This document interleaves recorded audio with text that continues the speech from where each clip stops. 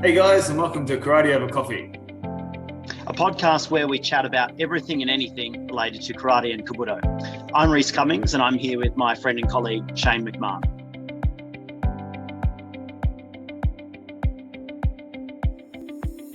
Hey guys, and welcome back to Karate Over Coffee. Today we're going to be running through why you can't do it all yourself and you need a team. So this podcast is going to particularly focus on all the things that surround the idea of needing to build a strong team and how to empower your instructors to form part of that. Yeah, we've both had Dojo where we've tried to run everything by ourselves. When you're trying to run all of the classes by yourself, you burn out. So we've both built a fairly successful dojo so far, but we've had a team around us. So what you don't want to do is do all of the classes yourself. If you're on the floor the whole time running through all of the classes, every single warm-up, every single technique, you are going to burn out.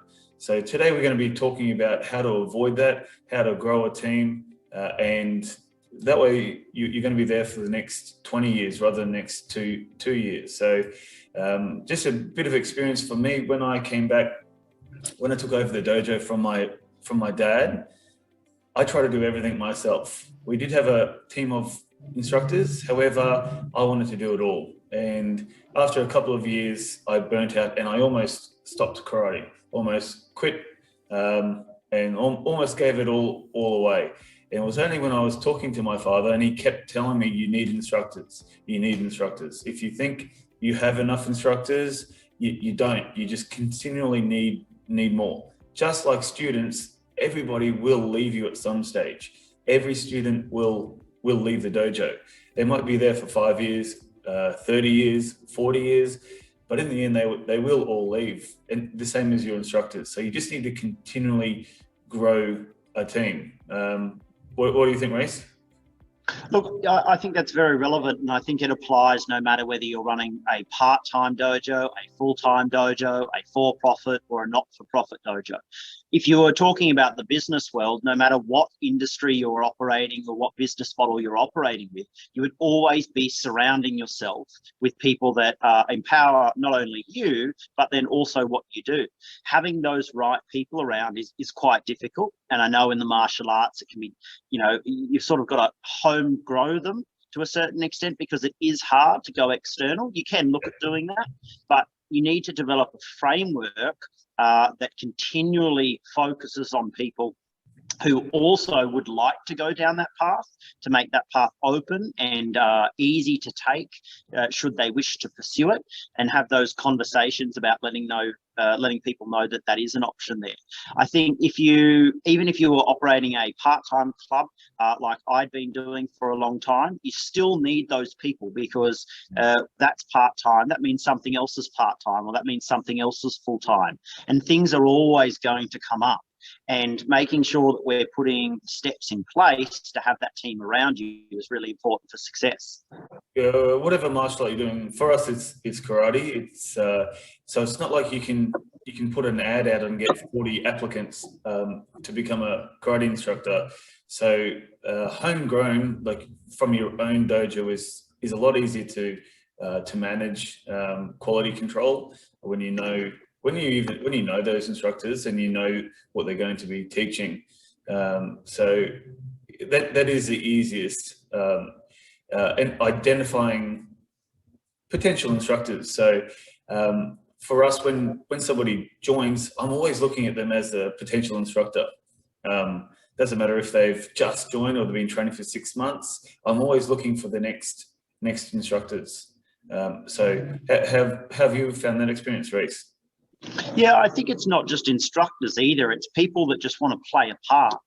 More so in traditional dojos. I think beyond anything, we are a community and we're trying to get together and we all like doing the thing that we're doing and hopefully the people that we're doing it with.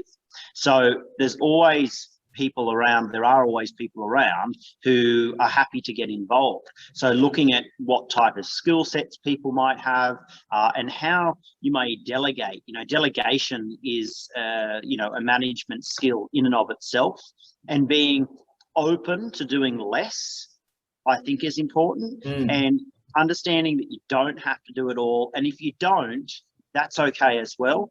And the only way to give other people capacity to develop, because I think often our concern is maybe they won't do it as well as we want it done, or it'll take more time actually to do it because we've got to train someone to do it. Or what will the students think if I'm not leading a class, or if the head instructor's not leading a class? Yeah. But I think if we don't give them time to grow and capacity to grow by stepping back a little bit, then we're not going to be able to sort of meet that criteria of building the team. We want to do everything ourselves. You know, we want to be running the warm-up, we want to be running the whole class, and sometimes it's just, it feels like it's easier if we just do the whole class instead of having assistant instructors or instructors taking chunks of the class, you know, like 10 students here, 10 students there, splitting the classes up. Sometimes it's just easier, feels like it's easier for the head instructor, but then there's no potential for growth for your either paid employees or volunteers, however it is that you're setting it up, because otherwise they're just standing around twiddling their thumbs. And then I just think the students get a bigger benefit from other people explaining how to do a front kick. I remember for years I couldn't do front kick. I still struggle now, but I couldn't do front kick for ages, and my dad was explaining to me how to do it.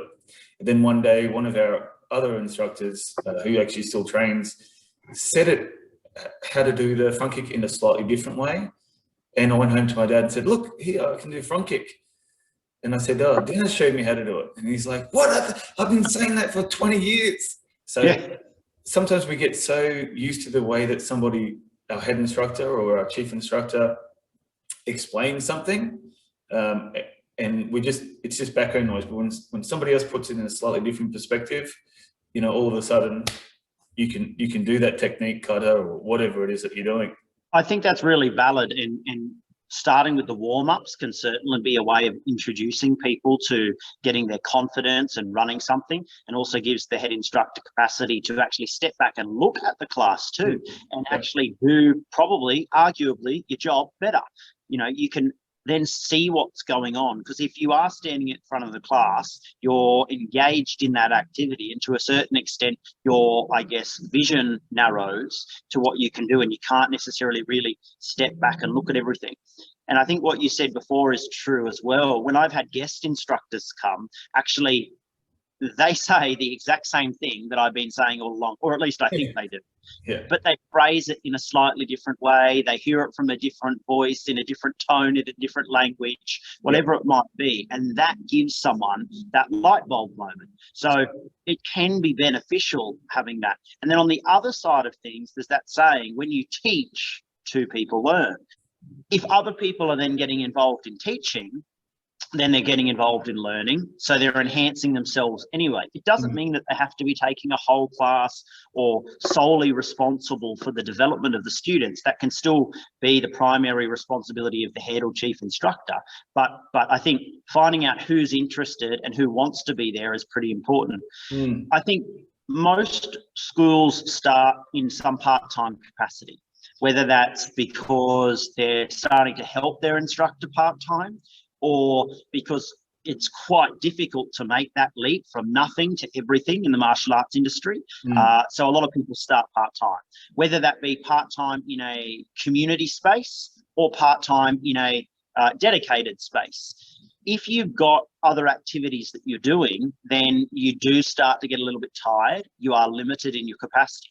I know that for basically up until the last 11 years, or probably 10 years actually, I worked full-time and then I ran the dojo. And while my dojo is part-time, it's not a part-time workload. It's, you know, more sometimes than a normal job because of the amount of people you're trying to, I guess, care for and cater for and teach and develop. And you do start to go, what can I do? What can't I do? And I think you get to a point where you hit your growth capacity. And as instructors, where I think the quantity of students you have can be as many as you like, providing you can ensure that the quality is maintained. I think no instructor would say, oh, I don't want 300 students if I knew I could maintain a high quality of students in their performance, of their skills and their understanding. But often we can't have that many students, or we can't grow the dojo because we don't have the support around. And actually being able to step back, if you do have that other part-time job, and let other people step up, sharing the load is a good way to do it. And then I think it gives capacity not only for the instructors to grow, for then the head instructor to develop as well, but then for the dojo or the school to grow itself. For me, I think the same as you. We only grew. The most I could get is 180 students previously. Like be around 150, 180 was the most, because I was trying to do all of the classes. I was burning myself out, and and not giving the personal attention to the especially the kids. Like I knew all the kids, but it was just I couldn't give everybody a high five, because I was tired after the classes. Like like I'm running 5 classes a day, 5 classes back to back, and like by the end, man, I was drained, and I didn't want to do the admin work. And I didn't want to do the marketing, and every time somebody inquired, I was another one. Whereas now I don't do it. I don't do as many classes. I don't do all of the kids' classes. I've got other instructors, so I sometimes come in for 5-10 minutes. I usually come in at the start and at the end, and for high fives, and the kids saying thank you for teaching us, Shane Sensei. I'm like, yeah. So like that's the best part of it. And you can only develop those students and instructors and yourself. Like as you said, if you're not taking all the classes, you can actually start developing your own karate. And my dad said it best. You only really understand karate once you start teaching karate. And then you start looking outside of your own area. You start trying to bring in different drills, different techniques, and really you can only do that if you've got the time, the spare time to do it. Instead of trying to teach every single student every single technique that you've ever learned, you're best off teaching the teachers. I think there's something we're not saying as well, but disagree with me if you think so. What we're not saying that we want a high number of teachers and we'll make anyone a teacher at any belt level without any experience. No. I think we're certainly saying that they need to have the right experience, both in karate and then also in teaching, because I think they're two very different things. And I think you need to develop them in parallel with equal commitment. But the more you do have, the less everyone has to do. And if you keep growing, like you said before, if you think you have enough, you don't, keep going. And if that's the case, and you end up growing to 10, 15 or 20 people who are all happy to just help out 1 hour a week, then the commitment from their side is hopefully low, but they can get an enjoyment out of doing what they're doing, but it's easy to keep functioning. And then on the other side of things, what you touched on, I think is important as well, because there is a lot that happens off the dojo floor. Like we don't turn up and then go home. There's class preparation, there's administration, there's, keeping up with first aid, CPR, making sure all of your instructors do that. It's planning the lessons, it's looking at grading, it's developing the curriculum, the syllabus, doing everything that creates the foundation for arguably part of the easiest thing that we do, which is turn up and talk, turn up and teach. And having that time to step off and do that, I think is important too. Yeah, it's important for the growth of your students as well as your own karate. Like we're both still learning. It's not like once you become an instructor, you know everything, because you don't. You still learn. Like I still have tons of things that I want to learn, and then potentially teach my teachers and then instructors. So the characteristics that I look for when I'm trying to find an instructor, I think obviously is a quality of karate. It doesn't have to be physically the best representation of it, but they certainly have to have a basic understanding of it. And once they've got that, what I'm looking for is people with a genuine interest in helping other people, people who seem to have a passion for what they do and the ability to get excited about it as well. I think someone said to me at one point in time, as an instructor, one of the primary things we have to be is an entertainer, because everyone has a finite amount of time. You could spend it doing whatever else, but if you are not entertaining, I'm not saying that you have to be, the class clown or the most humorous or anything like that, but if you are not entertaining and interesting, then I don't think you're going to be a good instructor. So that's probably the biggest thing I look for. Are they entertaining in the way that they deliver? Can they keep my attention? Yeah, I think you need to have a certain personality to teach anything, really. If you talk in a monotone, people are going to fall asleep. You need to be funny. You need to be able to take a joke and make a joke as well. I think that's really important, being a real person. Yes. You make mistakes, and there's a big characteristic. Being nice is probably the biggest one I look for. Somebody who has empathy and and somebody who's invested in the club. Yeah, definitely. Not so much invested in karate, but more about your club, and the people around. Being a part of the community.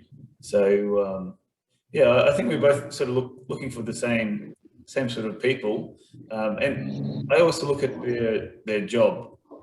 So if they're going to be an assistant instructor or potential senior instructor taking their own classes, then I want them to have a pretty stable job that's only in Brisbane, not traveling every second week or every third week.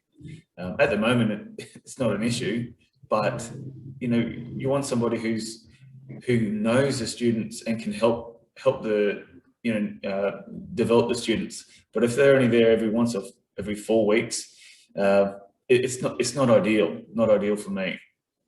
Definitely, I think, and that's something to think about. There are different types of instructors that we might grow. There are those instructors that just help when they can, or there's people that just help when they can. Then there's people that start to go down that instructor path of developing those specific skills, and again, they might help when they can. Then there's those that are interested in running classes, and I think obviously the more that they do, the more that we need to invest in their development as an instructor, not only a practitioner. As well. And I think another characteristic that I want is someone that can tell a student something straight, direct, but make sure that the students know that it is done with a care and a desire to improve what the student is doing. I don't really want drill sergeants at the front of my class. I want people who are strict, who are commanding in their presence, and I want people who can maintain interest.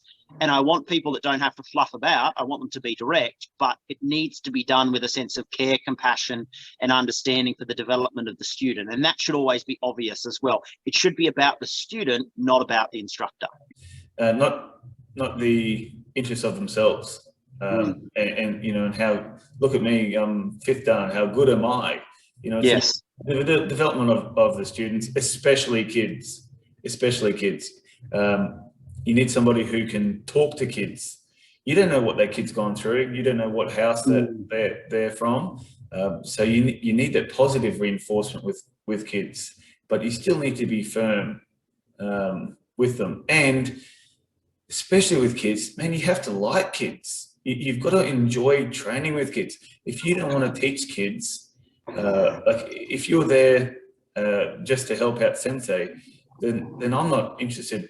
I want somebody who wants to help kids, train with kids, likes kids. Definitely. And want to help the kids. And especially kids, it's a long game. You've got to look at, it can take 10 years for little Johnny to understand his body movements. Karate is very strange. It's not natural, even though we always say going to a natural stance, it's not natural. You're using your hands and feet at different times, and that can take a long time to learn. So if you get frustrated when the kid's doing 6 weeks of classes because little Johnny can't punch or can't move, you're going to hurt yourself as well as that child. You got to look at the long term, the long game.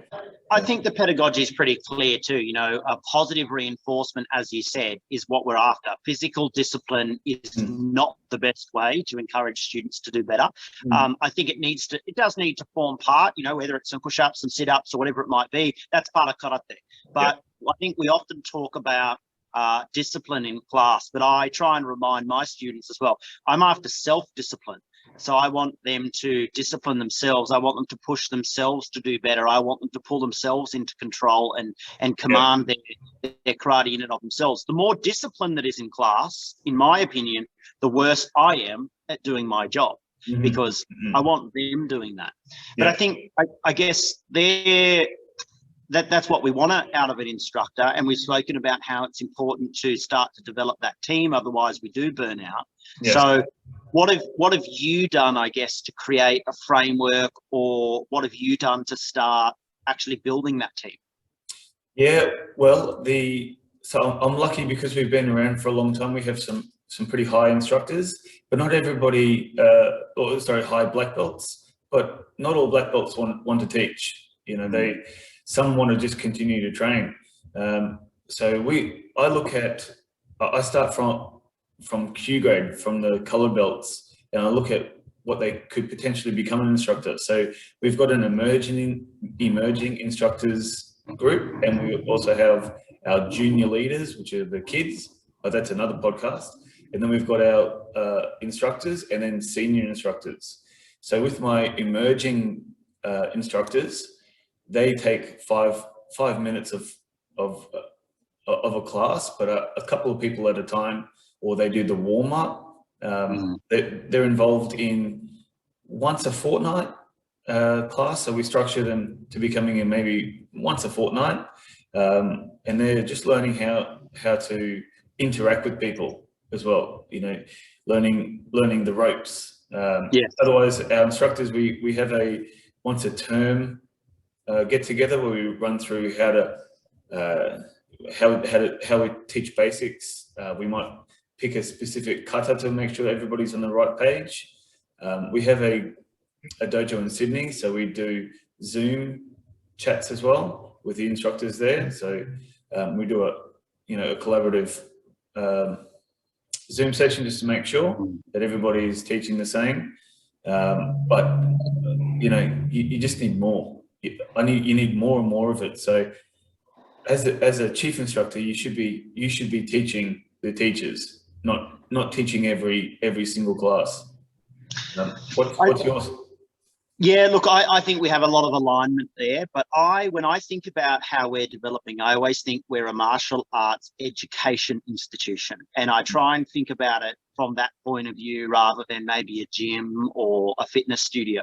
And I think, okay, well, for education, there is a structure there, right? You've got your principal, you've got your heads of department, and then you've got your teachers.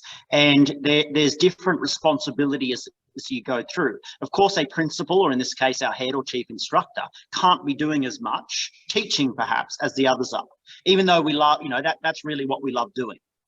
And I would like to be on the floor as much as possible, but you do have to look at that. So my framework's very similar. We start at the Q grades. So what we do is we look for people that have those attributes or characteristics that we spoke about before.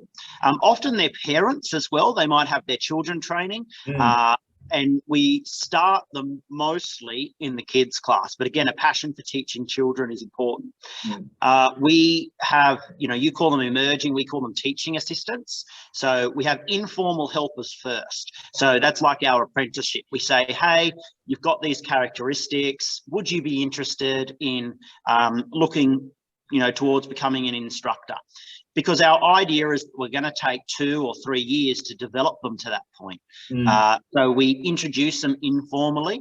We have a formal program where they spend about 3 to 6 months informally helping, shadowing an instructor and following along, perhaps taking 1 or 2 students to lead them through a little bit of stuff or to help.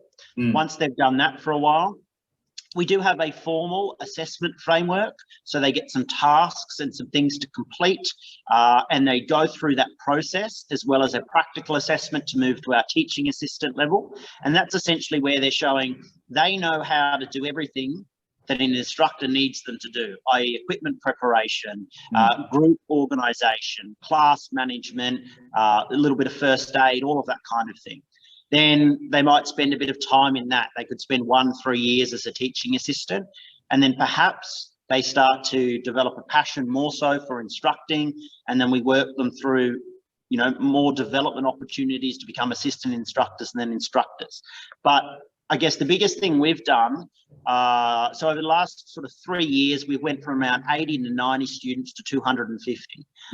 That's only been possible with the parallel growth of those instructors. And that growth has been because we developed a framework. Now, because I've also worked in the vocational education sector as a trainer, I've sort of taken what that sector's done a little bit, as well as talking with other colleagues and that expertise, and put it together and developed a bit of a framework or an assessment matrix that takes instructors through a learning process like any course, to get them to the point and skills that we want. And then, like you said, we have a pre-term session with all of our teaching assistants, helpers, instructors, and assistants to go through what our expectations are in their roles and how to do it. And then this year was the first time that we really layered that approach, and we did a half day with just our instructors, where we delved more deeply into pedagogy, anagogy, and looking through the different ways that we want people to teach, and also bringing a bit of a standard to everything.